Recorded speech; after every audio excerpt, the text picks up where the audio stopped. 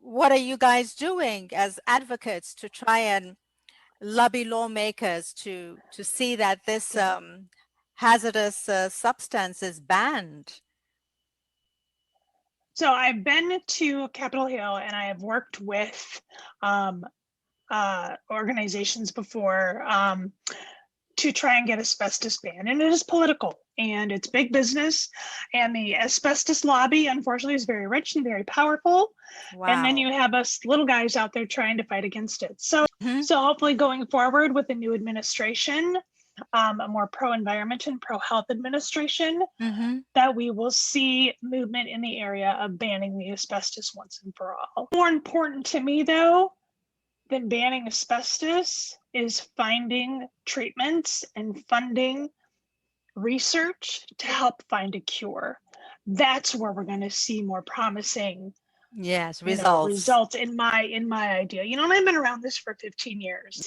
I've seen so much in the way of going to Capitol Hill. I've been doing that for 12 years, and fighting for it and just getting the door slammed in my face and like, oh, there's nothing that can be done. So it's incredibly frustrating. But when you approach it from a healthcare standpoint and a research standpoint, and when you approach it from the standpoint of helping people and healthcare, it's a lot more inviting. And I think we're going to have a lot better results in finding a cure or better, more adequate treatments that way. So that's kind of where I'm at in the whole thing. Until the EPA is going to step up and do something, I don't know how one person can do a lot. I make my voice heard, absolutely. But until there's awareness about mesothelioma, until people know more about mesothelioma, know what it does, how sick it makes people, and what causes it, nothing's going to happen in the asbestos arena because nobody feels like it's a threat. Oh, that stuff hasn't been used for decades. It is a threat unless you're sick from it or have had somebody you know sick from it. So it's very difficult. It's been an uphill battle, but I tend to fight on the side of medical advancements and supporting the nonprofit that supports research into the disease. And that's kind of where my heart is.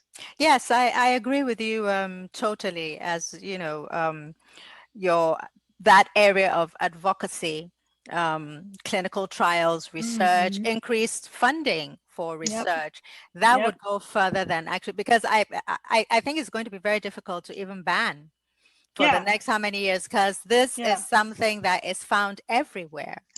And like you rightly said, one person cannot be a voice against the big guys there. It's like, well, I don't have the money. It's like they have the money. It takes money and the power, and then most of these institutions, they rely on politics, to be able to move forward. And yes, I agree with you there. 110%. I agree with you there.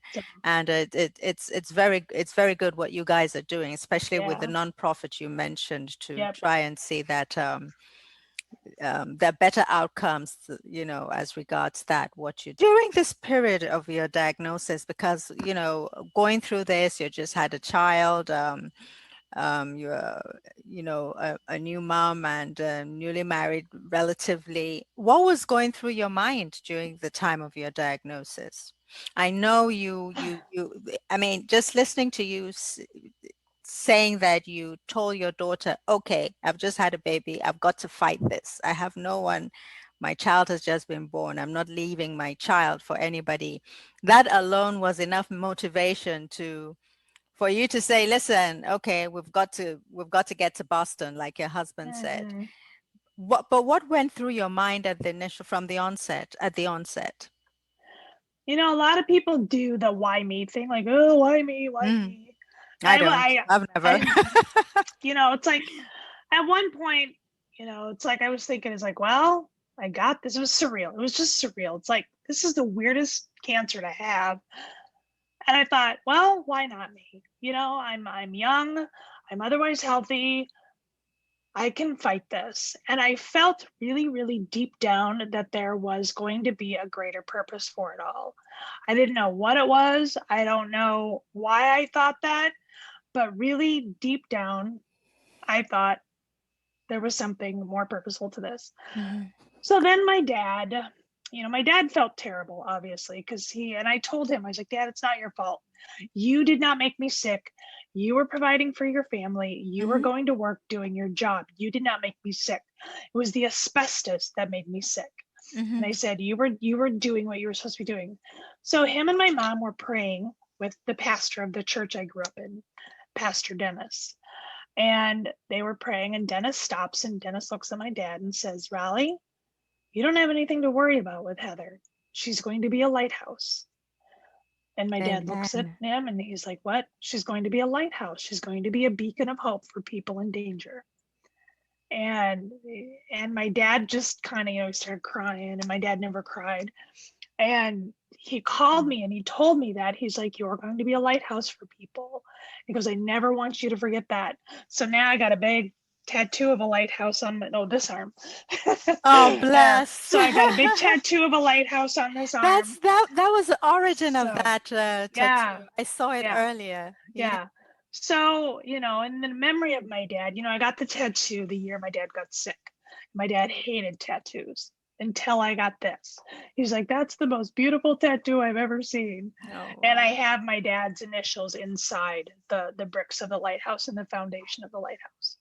So, so what I do in honor of my dad Mm. and just to help people. So yeah, it's like kind of a prophecy, I guess, Mhm. that there was a great, so, and I felt that really from the beginning, because I would talk to people in the hospital even, and I would talk to their caregivers in the hospital, and my doctor saw something in me as well, and he knew that I had that service heart and that I needed to help people, so he really helped bring it out in me. So I was very fortunate to do that. So that's really what got me through. And of course, my daughter, of course, my kid, Mhm. great support system, incredible medical care, and knowing that there was a greater purpose to it all. So, Yes. yeah. And I'm still Oh, realizing it, I'm still finding it. So, yeah, and you'll continue to fight it. yeah, Like you were told, you're a beacon of hope. You yeah. know, it's it. We kind of have similar experiences in the sense that when I was in hospital about to undergo my surgery, I was still walking about. Giving words of, hope and positivity to other women and other guys that Hmm. were there. And then the nurses would say, okay, Grace, it's time to get back to your room now. You can Yeah. imagine me pushing my, But I and still got to talk, but I'm there's somebody waddling over here. everywhere, I mean, I couldn't stay in my room. Oh, And everybody was like, yeah, oh my God, with what you're going through. So sometimes, you're like, okay, there's a reason for these things, but yeah, let's just see what will come out of it, yeah, yeah. And so obviously, you didn't have any need for any psychosocial support or Well, whatever. You were not offered or whatever. Everything was cool. well, they didn't really offer it, so I had my treatment or my surgery and everything in Boston, and then I had my chemo and radiation here in the Twin Cities. Mm-hmm. um and 15 years ago, no, they didn't offer, they didn't say, oh, here's this therapist or here's this, because quite frankly they never thought I would survive. So Oh, 7 years, really? yeah, because like, I'm gonna die in 15 months, we'll just get her through, and so really there was no psychological or therapist help. So I was muddling through, figuring things out on my own, and Mm. then my seventh year of survivorship is when it all kind of like crashed in on me. I started dealing with intense anxiety. My daughter was sick a lot that year, and I don't know if it was just like an off year where kids just get sick a whole bunch, and it's like once a month she would get violently ill, and of course my mind goes to cancer.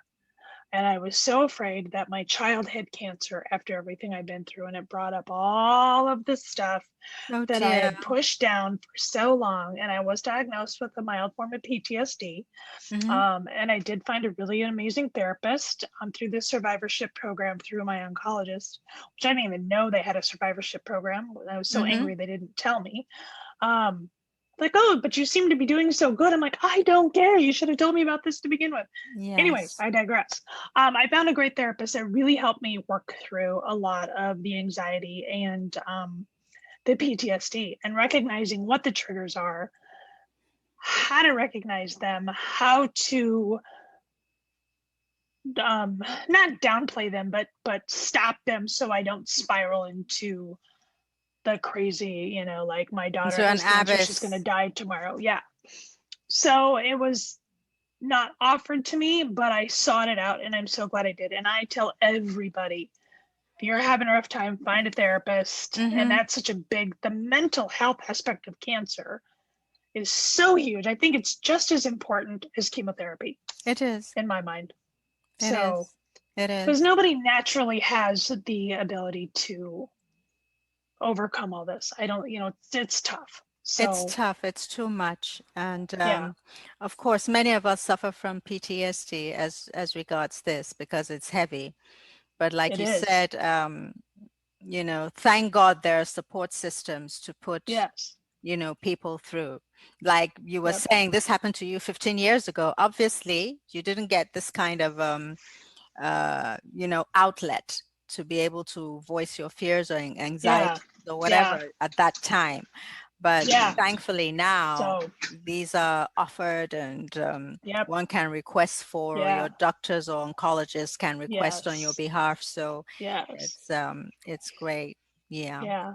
And and support groups have come such a long way. And, Yes. so it's just, and mesothelioma being so rare, it's hard to find quality support groups, but that's why I aligned with the nonprofit, because they really do have such amazing support. The peer support is so vital. So, That's yep. awesome. That's I'm so thankful for your life, and you're doing amazingly well. So what keeps you motivated? What activities do you engage in to stay grounded with all this? So this last year's been difficult, not gonna lie. I think it's been difficult for everybody. I used to travel and attend not fundraisers and speak at conferences and do all that sort of stuff. Well, that all came to a screeching halt last March. Yeah. So I was very fortunate that the Mesothelioma Applied Research Foundation, the nonprofit that I volunteer with, the director and I are quite close. And we had been talking about creating some sort of a board, a community board, board to engage the community more outside of just support groups. So she and I got to talking. It's like, this would be the perfect time to do it. Actually, we did this. We were going to launch it at a symposium. So it was in the works before COVID happened. And because of COVID, we couldn't launch it at this national symposium. So we launched it online. So my friend Katie Jameson and I, she's a mesothelioma survivor as well, are co-chairs in this community advisory board.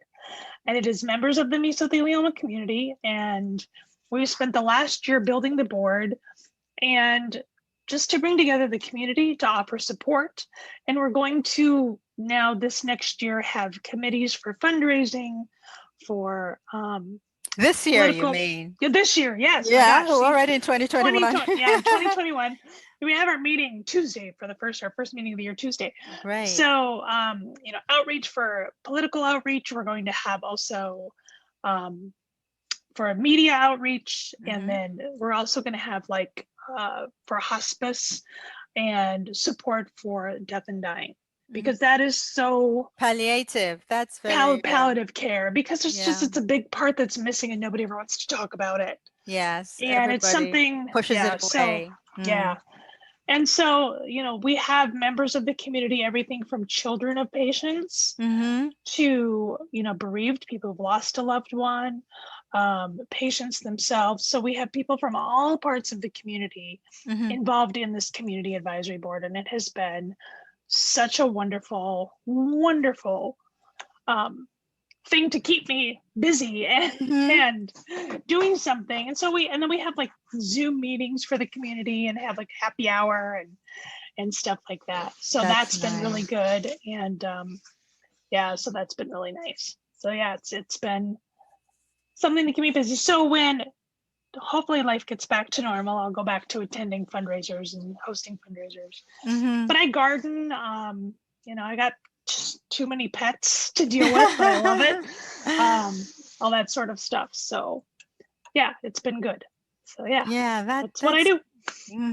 That's what should be done, actually. Otherwise, one will have one's, anxieties up in the air kind of thing. Yeah. So what is the one thing, I always ask my guests this, especially survivors, what is the one thing you wish you had known at the beginning of your cancer journey? I wish I had known to better advocate for myself, to speak up and ask questions and look for answers more. I don't think I did enough of that. I am now, I've learned, but I think a lot of the problems that I've been having as a result of treatments and such, I wouldn't have had I spoke up to nip them in the bud. I can't feel anything in my left hand. I have nerve damage. And whether that's from the surgery or the radiation, we don't know, but I didn't do anything when it started. Did you have chemo? I had chemo and radiation. So that could be chemo, actually. Yeah, but it's only one hand. Yeah, but and it didn't happen until like 2 years after all my treatments were over. So it's just this, these weird things. And I wish I would have gotten a pulmonologist right away and a respiratory therapist to learn how to breathe with one lung. So how were you able to do this if you didn't have someone then? I mean, like now, after this, did you have to get a pulmonary professional to help you breathe through one lung?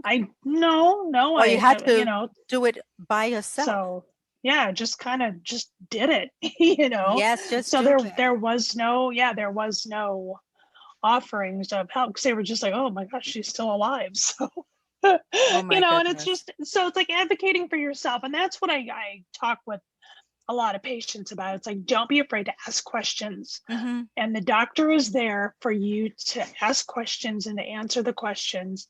And if you're not getting what you want, then ask somebody else, because you have to advocate for yourself. And I just kind of took what was told to me and was like, okay, I was young and didn't know any better. Yeah. So. And you didn't even there wasn't even enough information regarding this. I mean, 15 years ago. So you really can't blame yourself. And nobody was, nobody my age.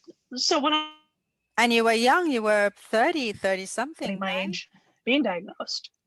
At 30, 32, 34, 34, 35, I was very young. Yeah. So, yeah. But, time, you just learn. Yes, you learn. I mean, you have to walk down that road yourself because it's your experience, it's your disease. Nobody can live it for you. Nobody can tell you what to do. You experience everything, so you alone know what's best for you going forward. Yeah. I'm sure you figured it out too as you went through it. Had to. There was no choice because you're like, okay, I have to stay alive for as long as I can. So let me start reading and start asking questions. Like you rightly said, you're your own best advocate. Nobody can advocate on your behalf. You have to do it yourself, Yeah. So if you could, what should I say? How can I put it now without sounding, if you could do just one thing to improve healthcare in the United States, what would that be and why? Oh, single-payer healthcare, universal healthcare. Absolutely. This, nobody's insurance should be tied to their job. So when you lose your job, you lose your healthcare. It's crazy. It's inhumane. It's inhumane. So when I lost my job, I had to pay out of my pocket for my healthcare because my healthcare was tied to my job. And so I had to pay $1,700 a month out of my pocket to have healthcare until my Medicare kicked in, because right now I'm on disability. And so, yeah, universal healthcare, single payer healthcare, absolutely. That would be such a game changer on so many Yes. levels for so many people. Yes. And the inequality, God, I would hope it would wipe out the inequality in healthcare. Yeah, So exactly. that's what I would hope. Mm-hmm. I pray that comes, because we've been canvassing for that, for universal healthcare coverage, and we just hope that something will come out of it, because I know. tying one's insurance to his or her job is just mind blowing. I mean, I don't even know why that should happen. I know. So, I mean, look at what's happened in the last 1 year. So many people have lost their jobs and lost their, Yep. healthcare insurance, Yep. and Yep. a lot of them have been ill and Yep. fallen, you know, Yep. fallen to COVID and Yep. out-of-pocket So expenses. So it's so sad. I think people are finally realizing what a, horrible thing it is. Sorry, my cat's eating my plant. That's okay. Oh, geez. So, but yeah, that's what I would do, is single payer healthcare Yeah. Okay.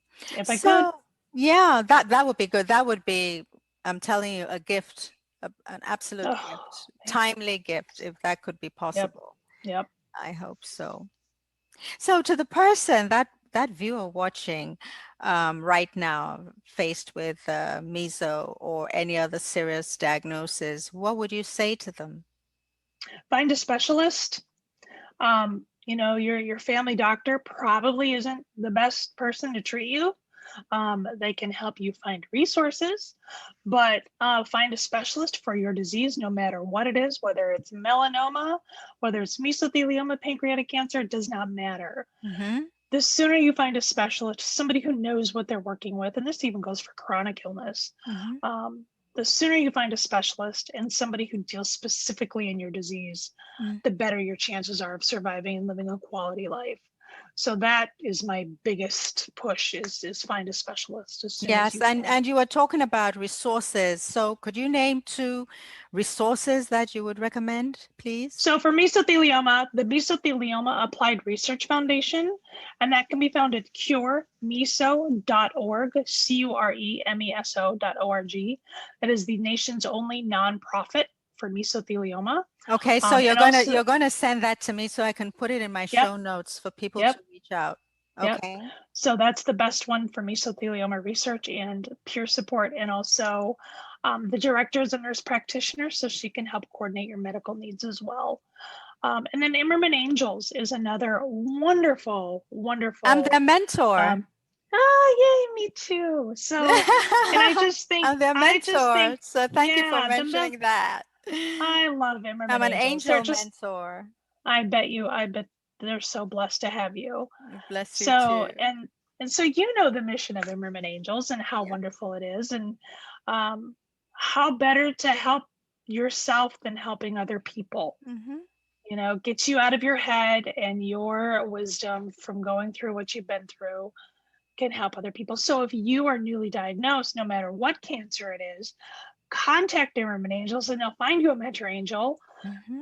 Grace or me, and they'll help you get through the disease. And that goes for caregivers, Mm-hmm. that goes for kids, parents, whatever your area is in the disease, whether you are affected directly or indirectly, they have a mentor for you.